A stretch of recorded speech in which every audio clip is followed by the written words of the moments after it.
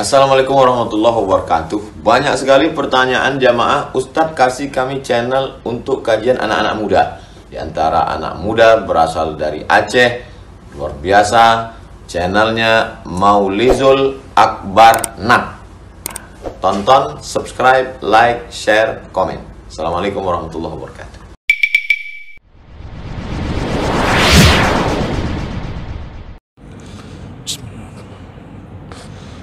Assalamualaikum warahmatullahi wabarakatuh. Innal hamdalillah nasta'inuhu wa nastaghfiruh wa na'udzu bihi min shururi anfusina wa min sayyiati a'malina. May yahdihillahu fala mudilla lahu wa may yudlil fala hadiya lahu. Asyhadu an la ilaha illallah wahdahu la syarika lahu وأشهد أن محمدا عبده ورسوله الكريم. اللهم صل وسلم على نبينا المصطفى محمد وعلى آله وأصحابه أجمعين. أما بعد، رب اشرح لي صدري ويسر لي أمري واحلل عقدة من لساني يفقهوا قولي. Segala puji bagi Allah, kemudian salawat dan salam kepada Rasulullah, pada keluarga dan seluruh sahabat-sahabatnya. Ya Allah, muliakan insyaAllah jamaah salat subuh, bapa-bapa, ibu-ibu yang datang menghadiri panggilan Allah. Mudah-mudahan Allah jadikan penyebab terbukanya pintu surga untuk kita insyaAllah. Bapak Ibu yang Allah muliakan, kita masih membahas tentang amalan-amalan yang ringan tapi mendapatkan pahala yang begitu besar di sisi Allah Subhanahu wa taala. Di pertemuan kita yang terakhir, kita membahas di antara amalan yang ringan dilakukan tetapi besar sekali pahalanya adalah bersedekah walaupun dengan hal yang kecil. Walaupun kita sedekahkan sebutir kurma, tapi sebutir kurma itu bisa memadamkan api neraka untuk kita. Dan apabila kita bersedekah dengan sesuatu yang sederhana, yang kita tidak tahu dan hanya diberitahu oleh Nabi bahawa Allah menyimpan apa yang kita sedekahkan, dan bukan hanya sekedar menyimpan, Allah tumbuhkan, Allah pelihara sampai dia berkembang, seperti seseorang memelihara anak dari binatang ternaknya sampai menjadi besar. Kata Rasulullah, sehingga nanti orang yang bersedekah ini bertemu dengan sedekahnya, dan sedekah yang dulu dia berikan hanya sesuatu yang kecil, namun ketika bertemu menjadi gunung. Dan itu bahasa Nabi. Kenapa bisa menjadi gunung? Karena Allah yang telah memeliharanya, menyuburkannya sehingga dia tumbuh berkembang sambil menunggu pemiliknya. Ini yang disebut oleh Nabi SAW. Maka 10.000, 50.000, 100.000 yang hari ini kita berikan di jalan Allah, kita tidak lagi bertemu dengannya dengan jumlah yang sama, tapi bertemu dengan gunung-gunung dari hasil sedekah kita. Itulah hebatnya orang yang bersedekah. Baik, kita lanjutkan. Berikutnya, amalan yang ringan namun berpahala besar, dan ini menjadi judul terakhir dalam bab masalah ini ya. Dan nanti pertemuan berikutnya sudah kita membahas judul yang berbeda. Yang terakhir yaitu amalan zikirnya orang-orang miskin yang setara dengan sedekahnya orang-orang kaya. Nah, ini maksudnya adalah ketika orang miskin tidak mampu bersedekah seperti orang kaya bersedekah, maka Rasulullah mengajarkan zikir, dan zikir itu dihargai Allah setara bahkan lebih daripada sedekahnya orang-orang kaya. Jemaah melakukan Allah Subhanahu wa taala, menjadi miskin bukanlah pilihan kita, tetapi pilihan Allah Subhanahu wa taala. Seseorang tidak bisa menolak takdir Allah ketika ditetapkan menjadi orang yang miskin. Ya basutur rizqa liman yasha wa yaqdir. Di antara manusia ada yang diluaskan rezekinya, ada yang disempitkan rezekinya. Yang diluaskan rezekinya, maka Allah menunggunya untuk mensyukuri nikmat Allah melalui sedekah, infak, wakaf, hibah, apapun yang bisa dia lakukan dengan nikmat yang dia terima. Namun ada orang yang disempitkan rezekinya, dan ini adalah golongan-golongan fuqara, golongan-golongan miskin.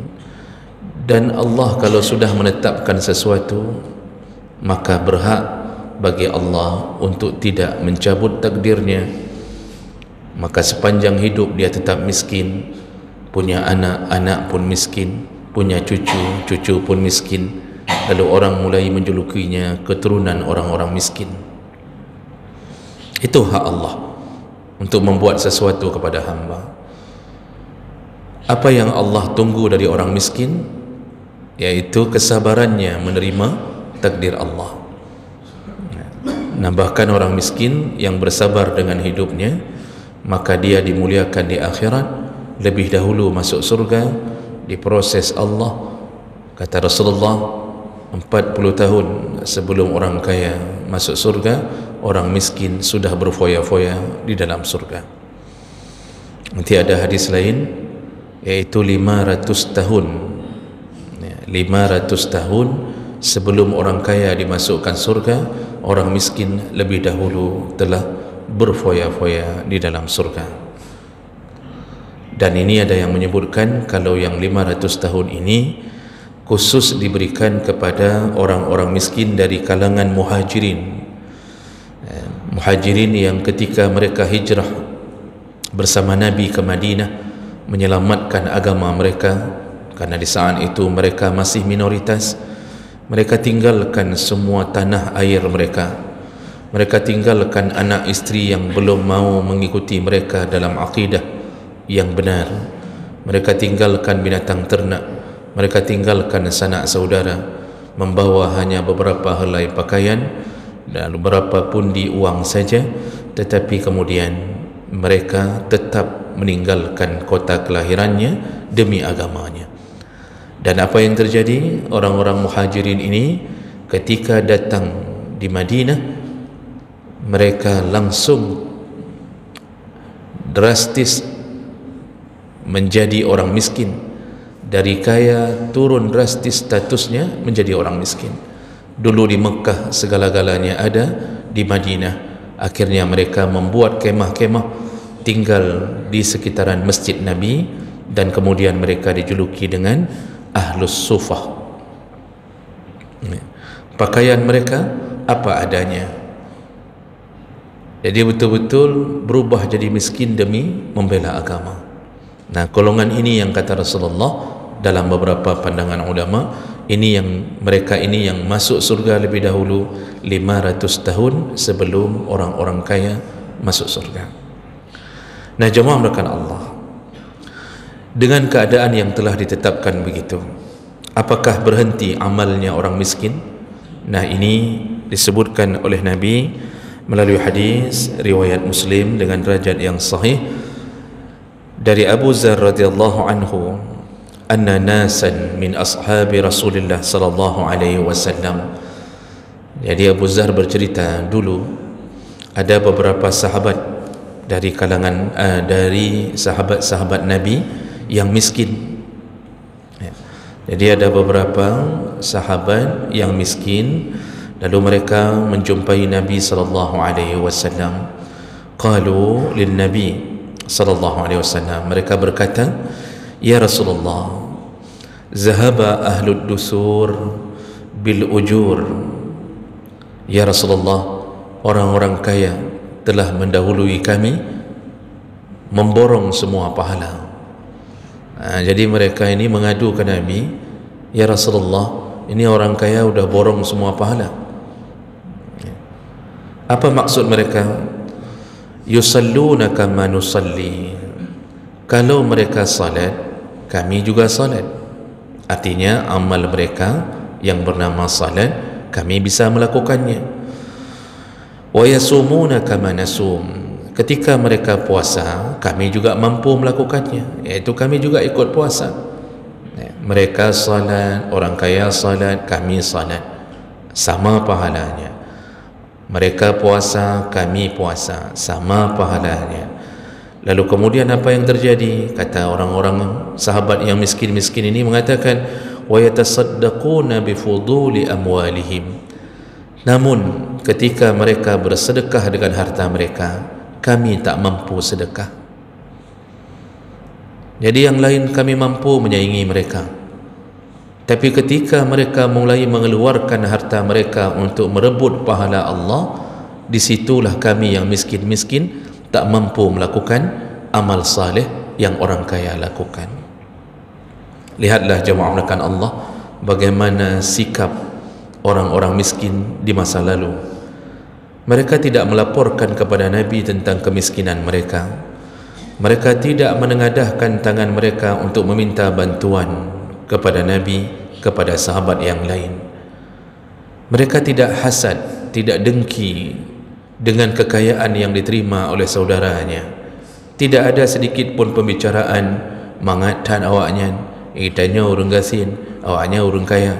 Tidak ada pembicaraan tentang rasa cemburu, tidak senang hati, kenapa mereka kaya, kenapa kita miskin. Tidak ada bahasa itu.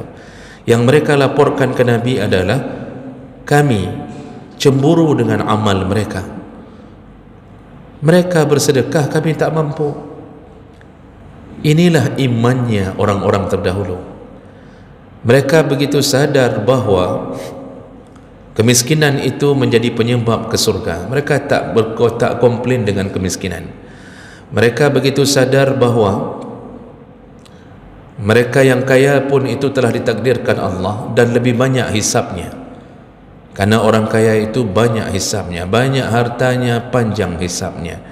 Maka Rasulullah mengatakan, seorang mukmin membenci kematian dan membenci kemiskinan. Jadi ada dua perkara yang selalu dibenci oleh setiap orang. Apa dia? Mati dan miskin. Semua orang benci mati, walaupun dia tahu itu wajib. Tak ada hari ini yang kemudian berangan-angan pingin mati, kecuali orang-orang yang putus asa.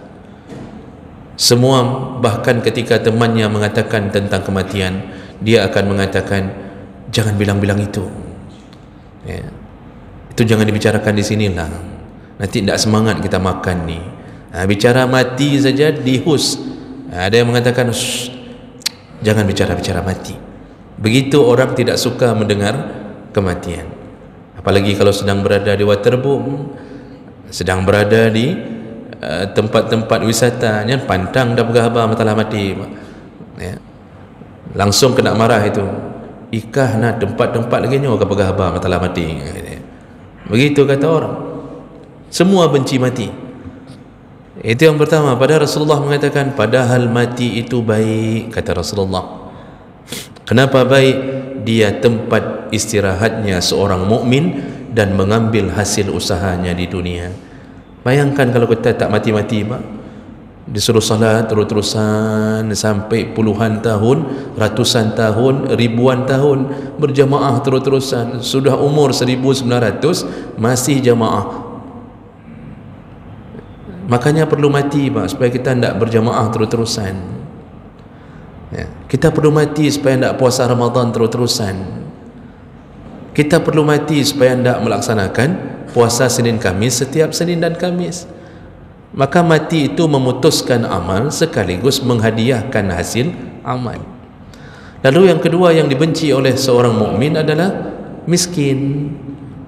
Padahal Rasulullah mengatakan, fahuwa aqallu lil hisab, Orang miskin itu sedikit sekali hisabnya, ringan sekali hisabnya.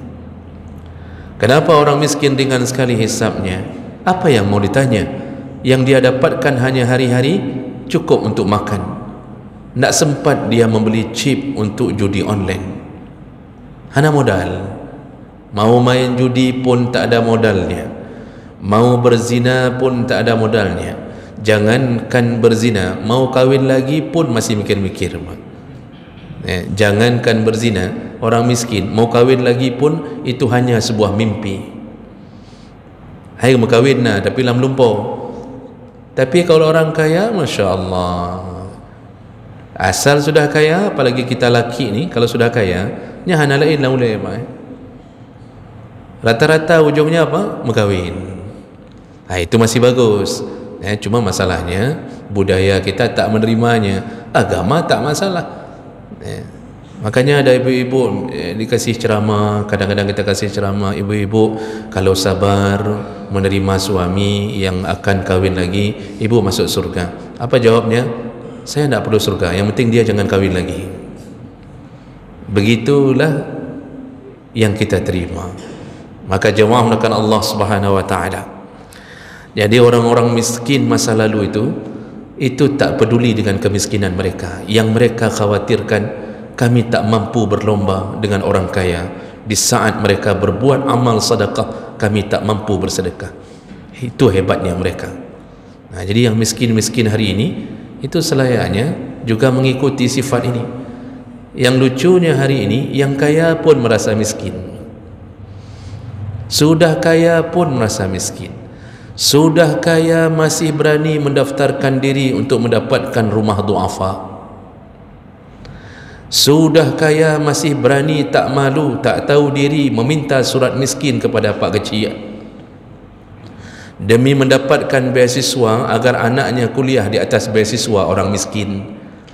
Diminta untuk difoto rumah, dia foto kandang bebeknya di belakang. Diminta untuk difoto rekening listrik, difoto amperan listrik, dia foto ampere di kandangnya. Tak malu, dia ambil jatah orang miskin untuk menyekolahkan anaknya. Maka nanti anak itu lulus dengan beasiswa orang miskin, apa yang terjadi? Lihatlah apa yang akan terjadi pada anak itu. Tidak ada berkahnya, karena seluruh kehidupannya, ilmunya dia dapatkan dengan jalan yang haram. Di mana haramnya? Menyerobot fakir miskin. Kita yang kaya-kaya ni, maksud kaya kita tahu diri kita ni mampu, jangan minta surat miskin. Malah kitalah yang kalau bisa menerima surat miskin dari orang miskin untuk membantu mereka. Ini banyak sekali orang yang tak malu hari ini. Salah satu tanda kiamat adalah dicabutnya rasa malu. Kemudian setelah Nabi SAW mendengarkan keluhan dari orang-orang miskin tentang amal saleh orang kaya, lalu Rasulullah memberi solusi. Ini agama ini begitu fleksibel sehingga Rasulullah memberikan kabar gembira kepada orang miskin. Apa dia? Kata Rasulullah, awalaysa qad ja'alallahu lakum ma tasaddaquna in ma tasaddaqun. Bukankah Allah telah memberi jalan keluar bagi kalian? Kalian pun bisa bersedekah, dan sedekah kalian sama pahalanya dengan sedekahnya orang kaya. Berapapun mereka beri. Mereka beri 10 juta, kalian pun bisa. Mereka beri 100 juta, kalian pun bisa, kata Nabi. Bagaimana caranya? Rasulullah mengatakan dengan cara mengucapkan zikir.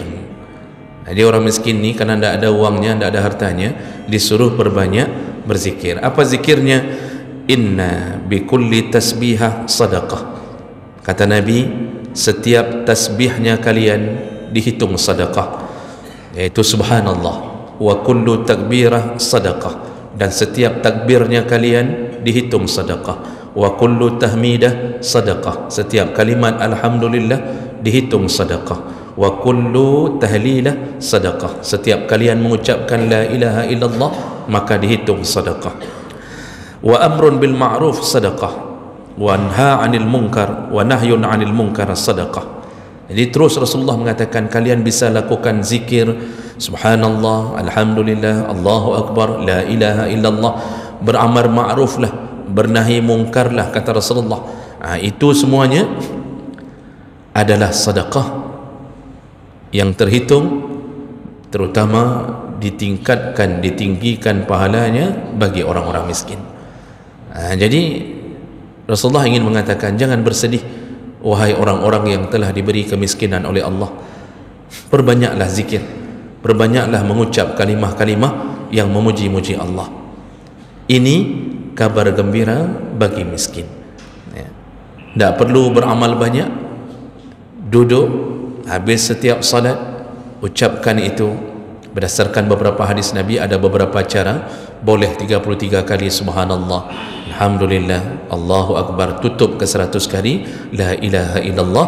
Maka semua yang mengucapkan itu, selain mendapatkan pahala besar bagi si miskin, juga kita yang mengucapkan diampunkan dosa-dosa, walau kana misla zabadil bahr, walaupun sebanyak buih di lautan.